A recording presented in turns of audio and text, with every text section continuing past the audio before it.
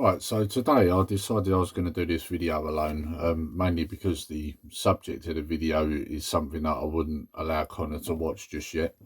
So today I'm covering the history of Nightmare on Elm Street. So Nightmare on Elm Street came out in 1984, so quite an old movie to some nowadays. It was an American slasher film written and directed by Wes Craven. Story is about four teenagers living on Elm Street who are being hunted and killed in their dreams, which kills them in real life, basically. When they get killed in a dream, they die in real life. He is a burnt killer with a knife glove, and his name is Freddy Krueger.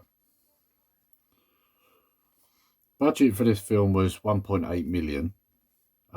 Box office was 57 million, so it was a success, a huge success. And obviously, anyone who's watched these films knows how much of a success it was because it spawned a lot of sequels afterwards. And those sequels were Freddy's Revenge, which was the second film, and that came out in 85. Dream Warriors, third film, came out in 87. The Dream Master, the fourth movie in the series, came out in 89. The Dream Child, came out in 1990. And then Chapter 6, Freddy's Dead, The Final Nightmare, and that came out in 1991. Now, Freddy's Dead, this film, was meant to be the last chapter in the series. But I imagine the reason it wasn't was because of the amount of money it made. The budget was 9 to 11 million.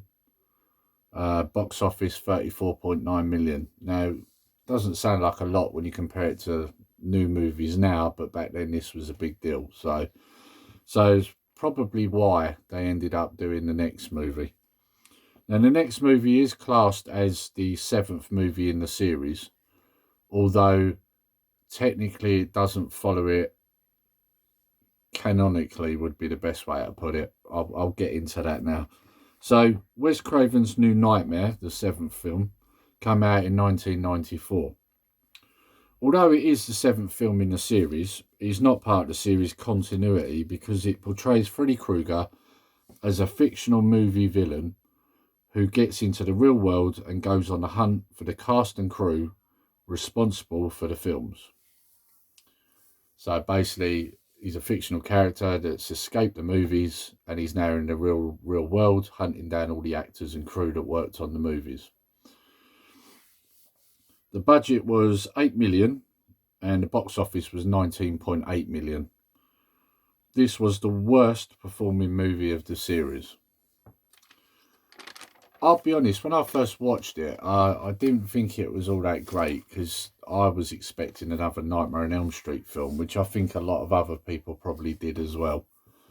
I think it added a bit of confusion to it because people weren't quite sure what they were watching, which is probably why it didn't fare so well. But if you look at it as just that film, it's actually not a bad film. It's quite good. And there's a lot of homage back to the original 6. Yeah, you see like scenes recreated from the other films. So, and even the actor that played Nancy, when he's after her, she actually starts to portray herself as Nancy. So yeah, it does harken back. So it's not a bad film. It's not the best Nightmare on Elm Street film, but it's not a bad film. Right, so then we move on to the next movie that came out, which was like 9 years later, and that was Freddy vs. Jason, which came out in 2003. So with this one, Freddy is losing his power, so he resurrects Friday the 13th's iconic bad guy, Jason Voorhees. The plan is, if Jason starts up the killings again, it will remind people of Freddy and in turn resurrect their fears. The fear in turn resurrecting Freddy to his former glory and power. However, Jason has other ideas and starts intruding on Freddy's territory. Freddy doesn't like this, which then leads them to a battle between the two iconic villains. I actually like this film. A lot of people didn't, but I did enjoy this film. How often do you get a movie where you've got two iconic villains from their own slasher franchises facing off against each other? It did become an interesting concept. I think even if you wasn't a massive fan of either franchise, you probably would have wanted to watch it just to see what happened. Part of what makes these movies good is the imaginative ways that the bad guys normally get killed in their franchises. Of course, they never get properly killed; they come back in the sequel. But there's always another inventive way of getting rid of him. And of course, in this one, you've got both these guys that, let's be honest, are pretty much immortal, fighting off against each other. So it made an interesting concept. Oh, what are they going to try and do to each other? And that's what I think made the film intriguing.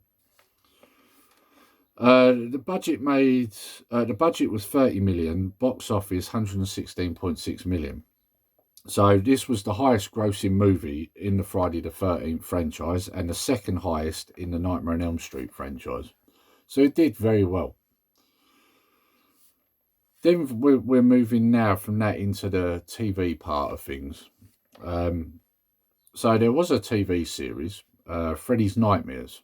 This ran for 3 seasons and it ran from 1988 to 1990. So basically when Freddy Krueger was at the height of his popularity, if you like, they decided to move into TV, get him out in a few more places. And I've watched quite a few of these actually, and they were actually pretty good. So basically it was a collection of short TV episodes introduced by Freddy Krueger, involving other people and their own stories. Obviously, it's Freddy Krueger, so these stories were normally some sort of ghoulish tale of somebody dying in an horrific way or something horrible happening to them. So, of course, it made sense that you got Freddy Krueger introducing them.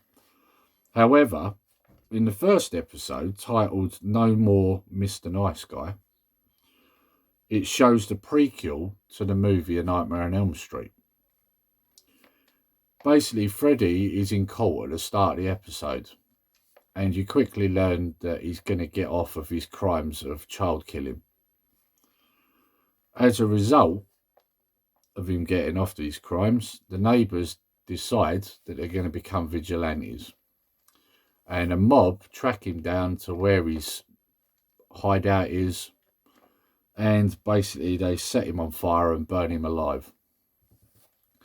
So, of course, what this is setting is the stage of the character as we know him in the films, Burn, and obviously we know he's not human or alive, if you like, because he's obviously killing these kids in their dreams. And of course now we know why he's killing these kids, because he's going after the kids or the parents that killed him. And what I did like about this TV episode, is a nice little touch, is that you don't actually see his face in the entire episode. They keep his face covered because obviously you know him as the burnt looking guy that he is. So what they did with this episode is basically whenever you saw him, you only ever see like the brim of his hat or at a distance or in the shadows, so you couldn't see his face, which made it more intriguing because then it's like, oh, I wonder what he looks like in real life. What did he look like before he became the burnt Freddy Krueger that we all know and love? So yeah, it made it quite interesting when you watch the episode, because the whole time, although you can't see his face, you're sort of trying to see if you can. So yeah. So then we move on to A Nightmare on Elm Street reboot 2010.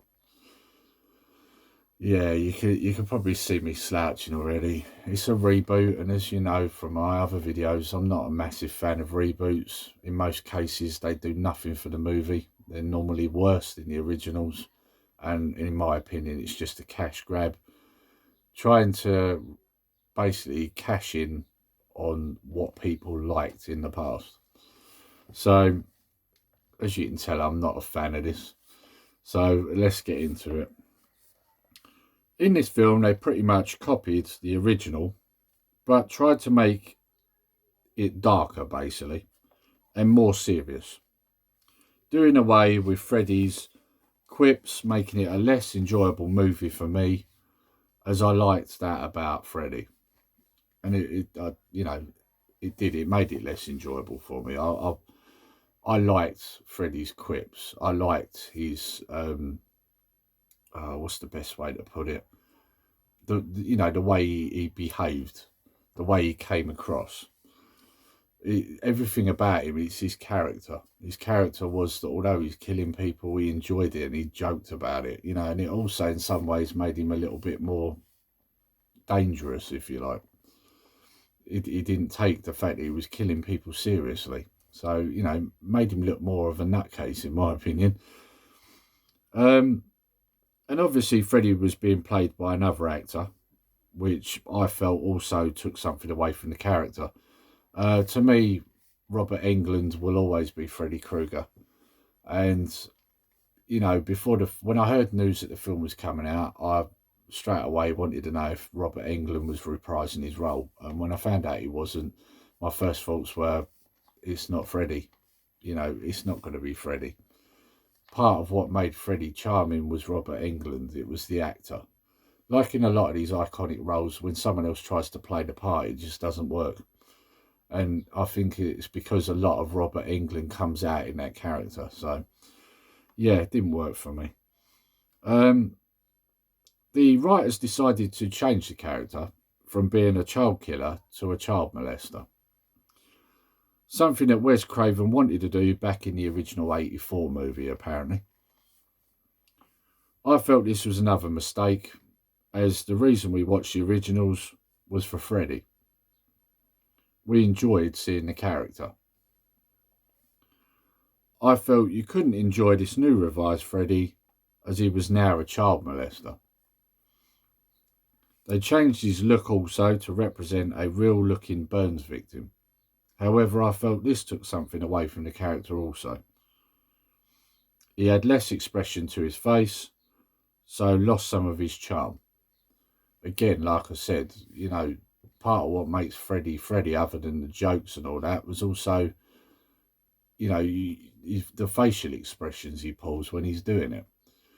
Because they made him now look like a real Burns victim. Of course, there's no facial expressions. In fact, I don't actually remember his face really moving at all when he's talking. So I think you lost a lot, again, from the character by doing that. I get what direction they was going in. I get why they did it. Makes it look more realistic. But let's be honest, nothing about Nightmare on Elm Street's realistic. So if you're going down that route, you kind of change everything about it, really, if that's your thinking. So, yeah, I wasn't a fan, to be honest. His physical stature also was less threatening, I believe. The original Freddy actor, Robert Englund, he was quite a tall guy, which obviously made him look more intimidating. Whereas the new guy, Jackie Earle Haley, that played him, was considerably shorter, which he is. He's a lot shorter. And I think when you've got a bad guy like that, you've got to have him be a dominant physical presence. He's got to be threatening. And I just felt that the newer one wasn't, because he was shorter. And, he wasn't even as broad either. And these are key things, I think, that made Freddy enjoyable. I mean, you could say the same about Jason. If you got Jason Voorhees, but you got a skinny, short guy to play him, it just wouldn't work. Because Jason Voorhees is a huge guy. And that's what makes him threatening. So, yeah, I thought that was a mistake too. A lot of things with this I thought were a mistake. But like I said at the start of this bit about the reboot, I told you I wasn't a fan, and these are the reasons. But also, something I didn't know was that apparently Wes Craven was not happy that he wasn't consulted on this reboot. He wasn't told they were rebooting it, and he was really upset about it. Which is funny, really, because, like I say, they reverted back to an original idea that Wes Craven had. His original idea was that Freddy was going to be a child molester. I'm glad that they didn't have that in the originals, because I just think that's a bad thing to put in there, if I'm honest. And yeah, they did it in the end and made him a child molester, and Wes Craven was not happy about the reboot. So, yeah, interesting fact that. The thing for me, I don't know if anyone else feels the same as me. I know that a lot of people online do because I'll go through that in a minute. But the thing with Freddy, although he's meant to be a child killer, there was some charm about him. You know, his little quips, his facial expressions, and although he's the bad guy and ultimately he's going to get killed, you kind of root for him. He's the interesting part of the story. The story revolves all around him. And with me, I've always preferred the bad guys. So for me, I'm always more interested in what they're doing than what the main characters, the good guys, are doing. So when I all of a sudden I was represented with a reboot where now he's not a child killer, he's a child molester. I suddenly felt, well, you can't root for this guy. Like, it's, for one, it's wrong. You know, it just seems wrong. And two, I mean, I've got kids. Like, why do I want to watch a film where the bad guy's a child molester? Like, you know, I don't know what their thinking was with it. It just seems wrong. I mean, you could say the same about a child murderer, but the difference is that, you know, I think when you do the character as a child murderer, you see it as a fictional character. When you start saying that that character's now a child molester, that adds a real bit of realism to it, and I think that's what really messed this up. Yeah, I felt uncomfortable rooting for Freddie because of that very fact, and I imagine a lot of other people did. And like I say, when you go online, it's reflected because I'll give the budget and that first, and then I'll get into that bit. So the budget was 35 million, and the box office was 115.6 million. That actually made it the highest grossing film in the franchise. So, you know, it did all right. Although you don't hear anybody talking about it now, do you? So it quickly got forgotten about. And I imagine, like most people I know, if you mention Nightmare on Elm Street, everybody always talks about the originals. No one remembers the reboot. So that's how memorable it was. So, um, but yeah, if you go online and you actually have a look on now, I mean, it scored 43% on Rotten Tomatoes, so it didn't do well. And many people echoed the same thoughts that I had on the film. You know, again about the child molester, the fact that there just didn't seem to be anything interesting about the new version of Freddy. That he wasn't threatening. That they didn't like the fact that they tried to make him more serious and took out all the jokes. You know, little one-liners he comes out with. You know, that all added to the character, and a lot of people feel the same as me. They've said this. There's many comments on Rotten Tomatoes where they've all said this. So I'm obviously not wrong in that, and I'm not alone in that fault. A lot of other people think the same. So yeah. So I thought I'd just do a video on this anyway. I mean, Nightmare on Elm Street. I remember watching them. I was way too young to be watching them when I saw them. When I watched my first one, I think I was probably about 9. So I was way too young. I think they were 18s if I remember right. So, but I do remember loving them even at that age. You know, at 9 years old, didn't scare me. I found them really interesting. And I know, in fact, I have the full Blu-ray box set, with the exception of the reboot. I don't want that in my house, so I haven't got it. And I would never watch it again anyway. It's rubbish.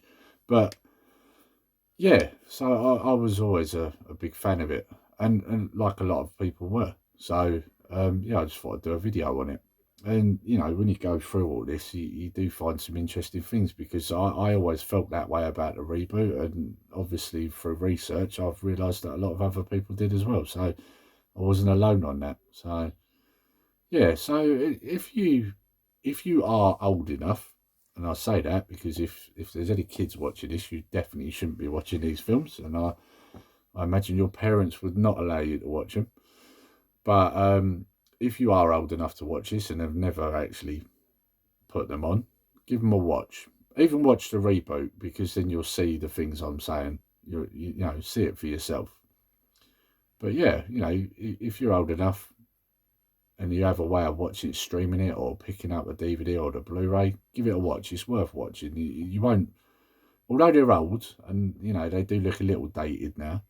They are classics. They're cult classics, and you won't be disappointed. They are good. They're one of the things I like about Nightmare on Elm Street the most is how inventive they were when it came to killing people in it. That's one of the things I found. Every time you watched the film, it was like, oh, I wonder how they're going to kill them next. Kind of like how they did with the Saw movies. As the Saw movies went on, they come up with more ingenious ways of torturing people. And that was why everybody went to watch them, you know, to see what happened next. So, yeah. So, like I say, give them a watch. And if you have watched them, you know what I'm saying already anyway. And I imagine if you've seen the reboot, you probably feel the same as I do, that it's rubbish and they shouldn't have done it. So yeah, that's my video anyway for today. So I'll leave it there. Nerdy Geezer out.